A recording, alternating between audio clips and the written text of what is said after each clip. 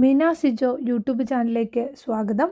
ആദ്യമായിട്ടാണ് നിങ്ങൾ ഈ വീഡിയോ കാണുന്നതെങ്കിൽ സബ്സ്ക്രൈബ് ചെയ്യണം, ലൈക്ക് ചെയ്യണം, ഷെയർ ചെയ്യണം.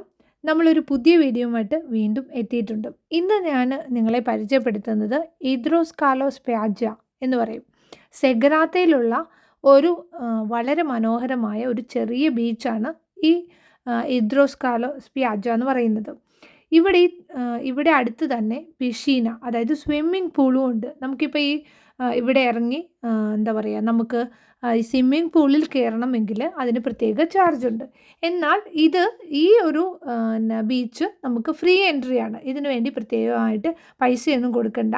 നമ്മുടെ വീട്ടിൽ നിന്ന്, അതായത് റൊസാനോയിൽ നിന്ന് പറയുവാണെങ്കിൽ ഏകദേശം 30 മിനിറ്റ് ആണ് ദൂരമേ ഉള്ളൂ ഇവിടേക്ക്.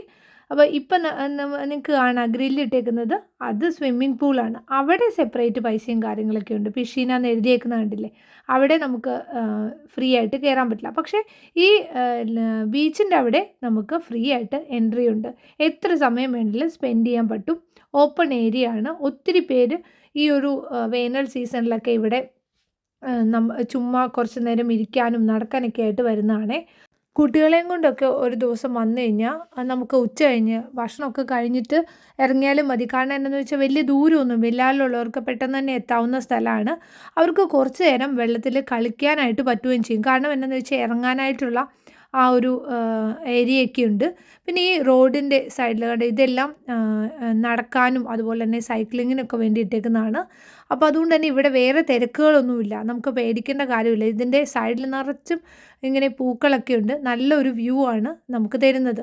പിന്നെ ഇവിടെ അത്യാവശ്യം നമുക്ക് ഡ്രസ്സ് ചേഞ്ച് ചെയ്യാനും ഒക്കെ ഉള്ള സൗകര്യങ്ങളുള്ളതുകൊണ്ട് തന്നെ നമുക്ക് ഒരു ദിവസം, അതായത് വലിയ പൈസയൊന്നും മുടക്കാതെ എന്നാൽ കുറച്ച് സമയം ബീച്ചിൽ പോകണം, പിള്ളേരെ കളിക്കാൻ വിടണം എന്ന് ആഗ്രഹിക്കുന്നവർക്ക് തീർച്ചയായിട്ടും നമുക്ക് ഈ ഒരു സെഗ്രാത്തയിലുള്ള ഈ ബീച്ച് നമുക്ക് ചൂസ് ചെയ്യാനായിട്ട് പറ്റും.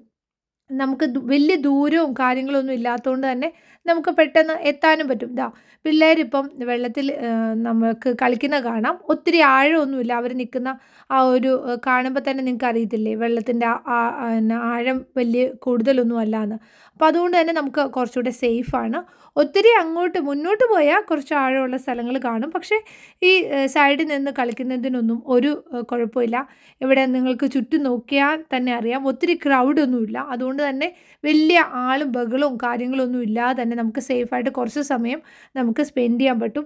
പിന്നെ ഭക്ഷണമൊക്കെ ഉണ്ടാക്കിക്കൊണ്ട് വന്നു കഴിഞ്ഞാൽ ഇവിടെ ഇരുന്ന് കഴിക്കാം. കാരണം ചില ആൾക്കാരൊക്കെ ഭക്ഷണം ഉണ്ടാക്കിക്കൊണ്ട് വന്ന് കഴിക്കുന്നത് കാണുന്നുണ്ട്. മേലിൽ കൂടെ എയർപ്ലെയിൻ പോകുന്നത് കാണാം. കാരണം തൊട്ടടുത്ത് നമുക്ക് എയർപോർട്ടുണ്ട്. അപ്പോൾ അതുകൊണ്ട് തന്നെ പ്ലെയിനൊക്കെ ഇങ്ങനെ താഴ്ന്ന് പറക്കുന്നത് നമുക്ക് കാണാൻ പറ്റും.